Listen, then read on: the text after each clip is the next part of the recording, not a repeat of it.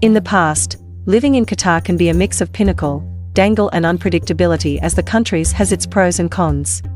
The problematic climatic conditions of the peninsula forced its residents to rely on the sea for their food. As a result, the sea occupies a prominent position in the local psyche.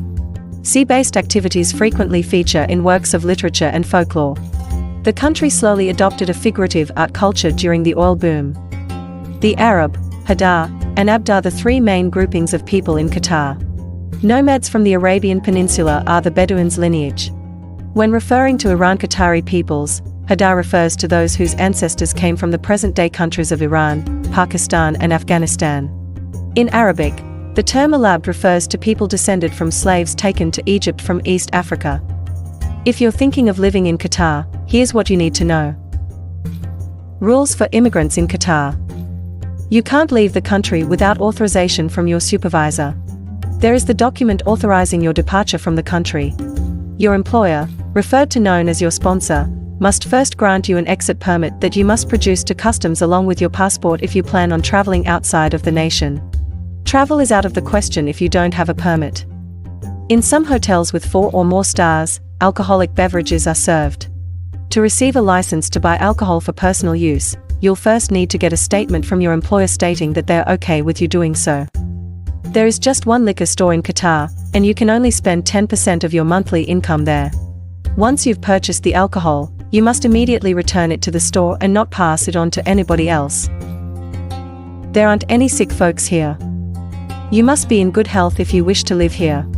A medical exam is required to rule out the presence of TB, HIV, or hepatitis before immigrants can be granted residency in Qatar. There is no such thing as flipping the bird in Qatar. Doha's notoriously congested roads are an apparent instance where it is a problem. You'll be arrested if you point your finger at someone. I'd advise against using any hand signs at all while driving. If you so much as wave your thanks at someone, it could be misinterpreted as a sign of contempt. This is why most immigrants have a stringent hands on the steering wheel at all times policy. Job opportunities. If you live in Qatar with family, it is essential to have a basic awareness of jobs abroad and Qatari work culture to land a job in Qatar. Before you begin your search, here are a few things you should be aware of. Qatar currently has a 0.1% unemployment rate. There are plenty of opportunities for employment in the country, so finding one is not difficult.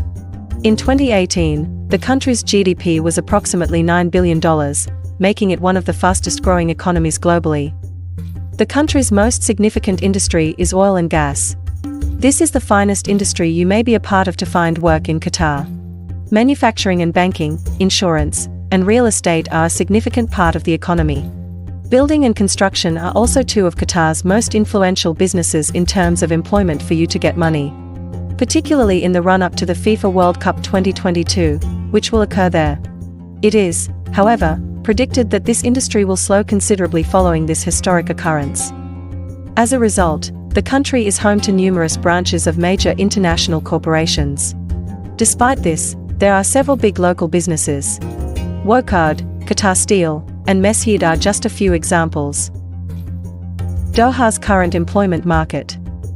Construction in Qatar is growing right now in anticipation of the country hosting the 2022 World Cup. As a result, there is a significant shortage of workers. Both the hospitality and tourist businesses have a lot of room for expansion. Consequently, if you're looking for work in Qatar, these are two of the best sectors to look at. The government is promoting these as an alternative source of income to reduce the country's dependence on oil. As a result, the government invested $17 billion on new infrastructure projects in 2008. If you're looking for work in Qatar, restaurants and hotels are your best bet. Healthcare for immigrants. As one of the most advanced healthcare systems in the Middle East, Qatar is widely considered the best. Because of this, expats in Qatar and tourists alike may expect excellent medical care. However, healthcare prices might vary widely.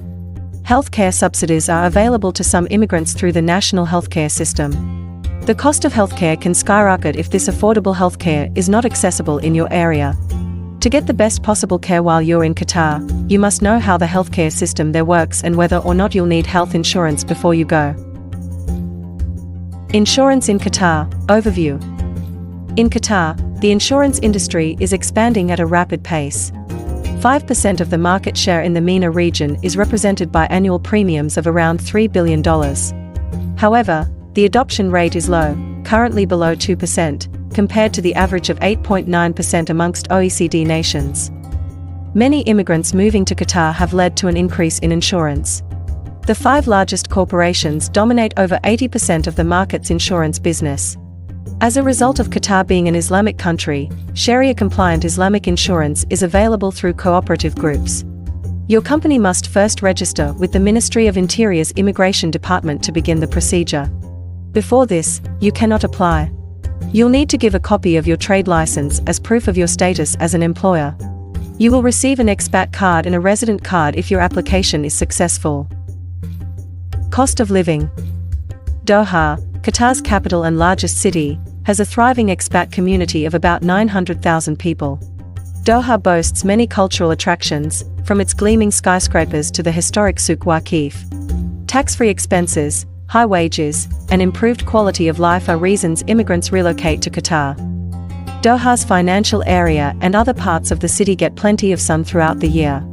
It's an excellent option for families moving to Doha with children to enroll them in schools like Doha British School, Qatar International, or other educational establishments in the city.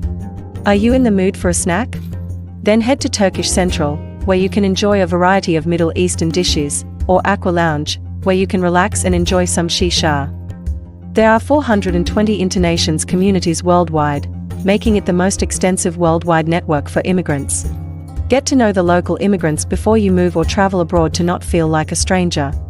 Your immigrant friends can stay in touch with you offline and online through Internations, allowing you to build a global group of connections and contacts. Internations makes it possible to keep in touch with loved ones who may be thousands of miles away, whether they reside in Singapore or Abu Dhabi. In conclusion, Qatar is one of the fastest growing economies in the world. There are plenty of opportunities for employment in Qatar, so finding one is not difficult. Restaurants and hotels are 2 of the best sectors to look at if you're looking for work in Qatar. The insurance industry in Qatar is expanding at a rapid pace. As a result of Qatar being an Islamic country, Sharia-compliant Islamic insurance is available through cooperative groups.